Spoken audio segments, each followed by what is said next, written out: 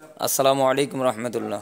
Hello guys, চলে আসলাম আজকে আমরা আপনাদেরকে খুব সুন্দর একটা মনোরম পরিবেশের উপভোগ একটা বাড়ি দেখাবো, যেখানে আমাদের জাভেদ সাহেব আছে। আসলে মূলত আমি জাভেদ সাহেবের সাথে দেখা করার জন্য এখানে আসলাম। ওই এসে সময়মতো বাইকে পেয়ে গেছি, সেজন্য বাইকে অনেক অনেক অভিনন্দন। আসসালামু আলাইকুম রহমতুল্লাহ। ওয়ালাইকুম আসসালাম রাহমাতুল্লাহ। আসসালামু আলাইকুম রাহমাতুল্লাহ। কেমন আছেন ওয়ালাইকুম ভাই? আসসালাম, আলহামদুলিল্লাহ অনেক ভাই। দিন পর আপনার সাথে দেখা। হ্যাঁ ভাই, দীর্ঘ অনেক দিন পর আপনার সাথে দেখা। আমি আসলে জানতে পারছি যে আপনি এখানে আছেন, সেই জন্য মূলত চলে আসছি আজকে আপনার সাথে সাক্ষাৎ করার জন্য। অনেক খুশি হইলাম ভাই।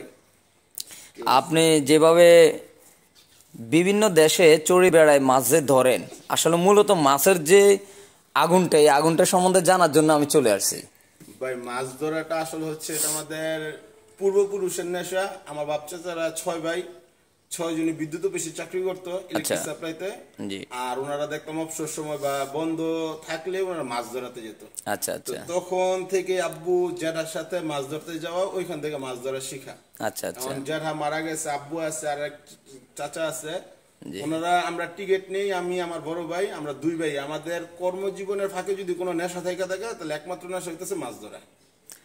আর আচ্ছা আচ্ছা। এটার মতো যেমন খেলাধুলা যুব সমাজ ভালো রাখে, জি। মাছ ধরা এটা এরকম একটা নেশা যুব সমাজ ভালো রাখবে। আদার্স কোন দিক কোন একটা লোকের যদি মাছ ধরার মতো আর কি ওনার অভ্যাস থাকে, কোন দিক